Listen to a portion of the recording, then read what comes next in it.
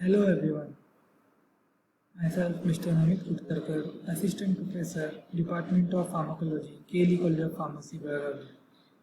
In today's lecture, we are going to study about the sublingual, buccal and rectal route of drug administration. Objectives.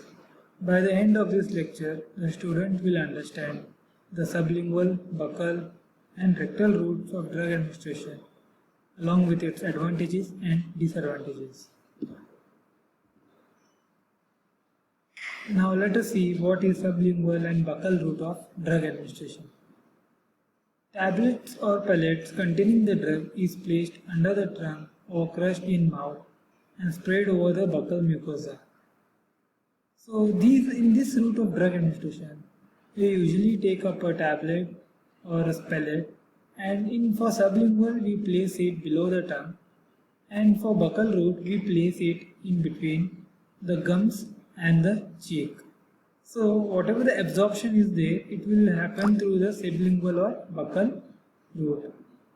Now the drugs like trinitroglycerin are being used for the sublingual route, which is mainly used for angina, that is chest pain. Now there are a number of advantages and disadvantages of these routes. So first let us talk about the advantages. The drug absorption is quick. If you compare the drug absorption with the oral route of drug administration, yes, the drug absorption is quick when compared with oral for sublingual and buccal route, because in sublingual and buccal route it need not need to go towards the stomach and the digestion of the drug along with the HCl takes place here. So direct absorption is there, due to which the effect also is seen is faster. There is a quick termination of this which you are taking by sublingual or buccal route, and first pass effect is avoided here. That means the drug which is metabolized, see the liver enzymes which are there, it doesn't comes into picture here. So that has been avoided, due to which the effect seen is higher when compared to oral route of drug administration. It can be self-administered. That means you do not require any second person to administer the drug. Anyone can keep the drug below your tongue, okay, or below in between the gums and the cheeks.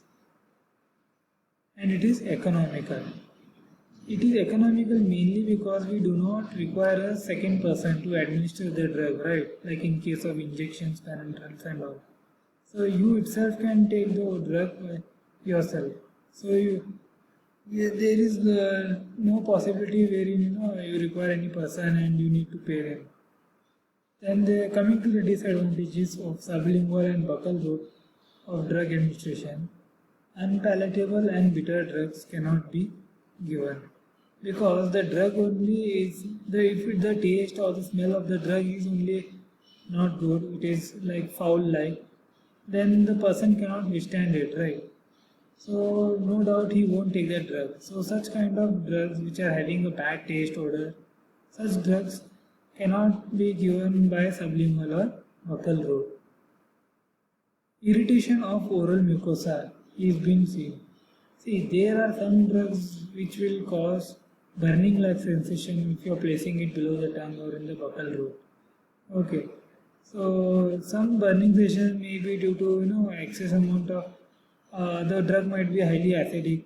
So because of such content only, you can see that some kind of irritation is being seen. And large quantities cannot be given by this route, because the space which is below your tongue and in between the buccal cavity, you see it is very less, right? So bigger quantity drugs cannot be given by sublingual or buccal route. Few drugs are absorbed by this route. So you see only there are some drugs which will get absorbed, and because most of the drugs which are there, they have to go through the stomach, they have to get broken down by HCl, then they have to go through the intestine and get absorbed. Okay, so large molecule drugs which are there, okay, only so such large molecule drugs are best, for that only the best route is oral route. But if you are using such large molecules for sublingual and buccal route, it cannot be absorbed. So these were some of the advantages and disadvantages of sublingual and buccal route of drug administration.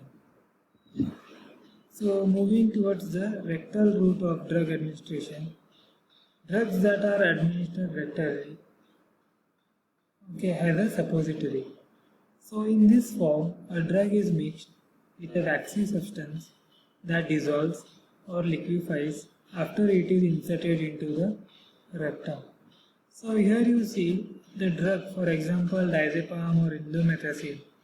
Okay, so such drugs, it has been prepared in a suppository. So suppository is a small capsule-like thing which you usually insert it into the rectum. So there are some advantages and disadvantages of this route. First, let us talk about the advantages. So these suppositories are mainly used in children.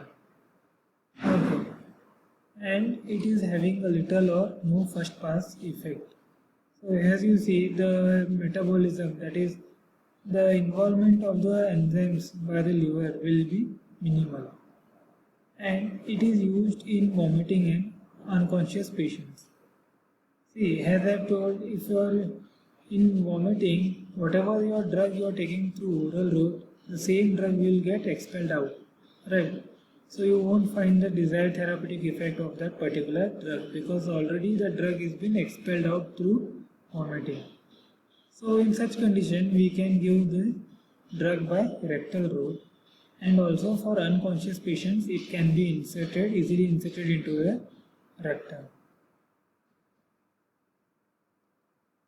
Higher concentrations are rapidly achieved by this rectal route because most of the drugs are not, since it is not been destroyed by the gastric secretions, that is HCl.